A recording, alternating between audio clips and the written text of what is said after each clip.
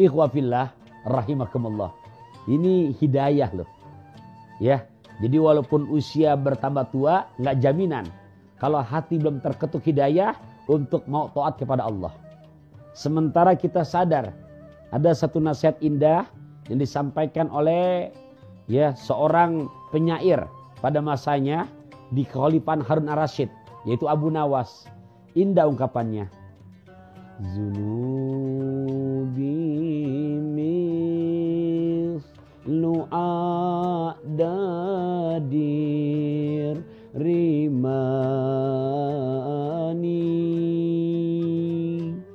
fahabni taubatan ya dzal jalali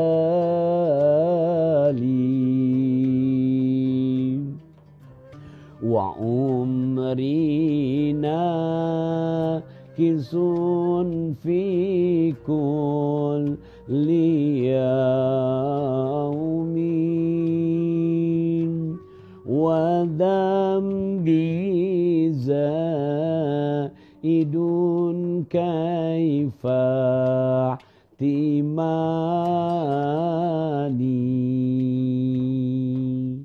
Kita renungkan ikhwafillah kriteria yang nomor 4.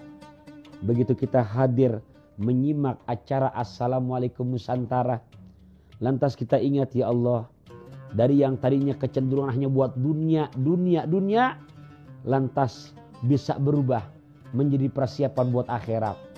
Kita ingat tuh yang tadi saya bacakan, renungi, disimak, masuk ke dalam hati. Zunubi, dosa-dosaku ya Allah, mislu a'dadir rimali, banyaknya udah kayak pasir yang ada di pantai. Adakah diri kita yang bisa ngitung jumlah pasir tuh yang ada di lautan, yang ada di pantai? Nggak ada yang bisa ngitung. Sampai Abu Nawas memberikan perumpamaan, dosa-dosaku ya Allah banyak kayak pasir yang ada di laut. Fahabli taubatan ya dzal jalali, ya Allah berikan di hati ini hidayah untuk mau tobat kepadamu ya Allah. Wahai Zat yang maha agung, yang maha mulia.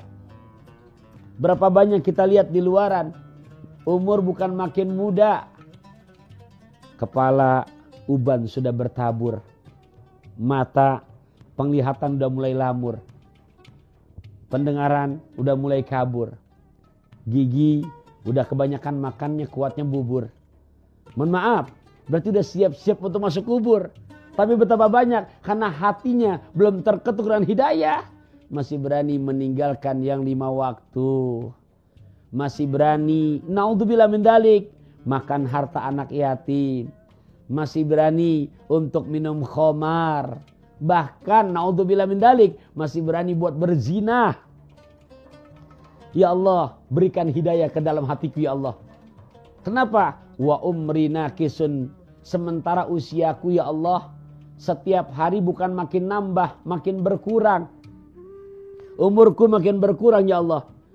Kaifah timali, bagaimana kelak aku mempertanggungjawabkan di hadapanmu ya Allah. Ikhwafillah bisa merenungkan sampai kata Quran besok gambaran hamba-hamba Allah di hadapan Allah. Surat ke-17 juz ke-15 ayat ke-13. Wa kulla insanin alzamnahu ta'irahu fi unuki. Setiap insan akan catatan amaliyahnya dari mulai kita baligh sampai kita tutup mata, itu catatan amaliyah kita kerjakan tuh. Terutama maksiatnya, baik yang kita masih ingat maupun yang udah banyak kita lupa, baik yang kita sengaja maupun yang kita nggak sengaja. Semuanya nggak ada yang lepas dari pengawasan Allah, dikalungkan di leher kita. Jadi nggak ada bisa pakai sewa pengacara. Di dunia mungkin bisa begitu, tapi ketika di pengadilan Allah, lantas Quran tinggal menyebutkan Iqra kitabak, baca masing-masing oleh kamu sekalian akan catatan amal ibadah yang pernah kamu kerjakan selama hidup di dunia. Nah ikhwafillah rahimakumullah, tolong termasuk kajian saat ini, acara Assalamualaikum Nusantara, renungkan Ada nggak kira-kira kriteria yang keempat yang disebutkan minar rukbati fid dunya ila rukbati fil akhirah. Membawa hati kita yang tadinya cenderung untuk mengumpulkan dunia, tapi bisa membawa untuk cenderung persiapan buat akhirat. Itu yang keempat. Yang kelima disebutkan kriterianya yang bagaimana? Minal kibri ila tawadhu'i. Bisa membawa hati kita di saat kita kumpul di majlis itu. Majlis yang mana saja. Termasuk yang kajian kita saat ini. Atau mungkin lewat acara-acara lainnya. Bisa membawa hati kita minal kibri ila tawadhu'i. Dari hati yang takabur menjadi hamba yang tawadhu. Masya Allah. Ikhwafillah rahimakumullah. Bukan kata saya yo.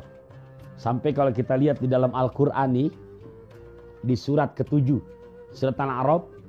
Ayat ke-11, 12, 13, 14, 15, 16 sampai 17. Di mana ayat ke-11-nya yang artinya kurang lebih di saat aku menciptakan manusia, Nabi Adam, lantas aku perintahkan makhluk-makhluk yang sebelumnya, yaitu para malaikat dan juga yang dari api, untuk sujud hormat. Para malaikat sujud semua, kecuali yang enggan, yaitu yang dari api. Lantas di ayat ke-12-nya Allah bertanya, apa yang menyebabkan kamu enggan untuk sujud dengan Nabi Adam sebagaimana yang aku telah perintahkan? Lihat jawabannya. Surat Al-A'raf ayat 12. Qala ana khairum minhu. Khalaqtani min nar wa khalaqtahu min tin. Padahal ini makhluk yang paling dulu diciptakan dan gurunya para malaikat, berarti pinter, berilmu. Tapi ketika Allah perintahkan buat sujud hormat kepada Nabi Adam, lihat jawabannya. Dia pun berkata, aku khairun minhu. Lebih hebat dari dia. Aku lebih the best dari dia. Aku lebih cakep dari dia. Aku lebih keren dari dia. Bahkan disebutkan alasannya. Khalaqtani minar. Aku diciptakan dari api. Sementara dia tuh yang baru dari tanah. Mana mau aku untuk hormat kepadanya. Ini contoh dari yang pertama kali makhluk diciptakan. Ternyata yang tadinya posisinya di surga. Dengan sebab di hati punya keangkuhan. Punya sifat kesombongan.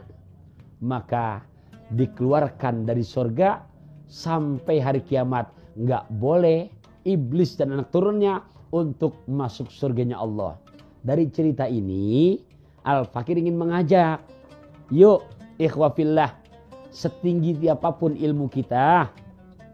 Sesukses apapun dengan kekayaan dunianya. Ingat. Di atas langit masih ada langit. Dalam arti kata, jangan sampai membawa hati kita menjadi hamba yang takabur. Hamba yang lupa diri. Yang sehingga sia-sia semuanya. Sampai Nabi mengecam. La yadkhulul jannah man kana fi qalbihi mithqala dzarrah min kibrin. Enggak bakalan bisa masuk surga orang yang di hatinya punya secerca sifat sombong. Nah, kita hadir di Assalamualaikum Nusantara. Yang tadinya mungkin hati kita kebawa merasa paling kaya, paling cakep, paling pinter. Yuk, kriteria yang kelima bisa membawa hati kita dari hati yang sombong kepada hamba yang tawadhu. Dan yang keenam, kriteria majlis yang baik. Yang sekiranya ada 6 kriteria ini, tolong pegang sampai akhirat hayat kita. Apa yang keenam? Yaitu min su'in niyah ilan nasihati. Dari jeleknya niat di dalam hati membawa kepada nasihat yang baik. Hadirin, hadirat rahimakumullah. 6 kriteria ini yang gak boleh kita tinggalkan. Di saat kita kumpul di majlis. Baik majlis secara on air begini kita ketemu di pengajian, maupun yang secara live, baik langsung di majlis yang manapun. Jadi sebagai kesimpulan, ingat bahasa Malik bin Dinar, la tastabidu kulla jalisin, kulla jalisin la tastabidu minhu khairan fajtanibuhu. Setiap majlis yang di dalamnya kita tidak bisa mengambil manfaat baik, maka jauhkanlah majlis tersebut. Sederhana bahasa Al-Fakir, suasana rusuh di pasar ikan, menebus obat jadi ketelatan. Punya musuh satu udah kebanyakan, punya sahabat 10 juta masih kedikitan. Akhirul kalam, wassalamualaikum warahmatullahi wabarakatuh.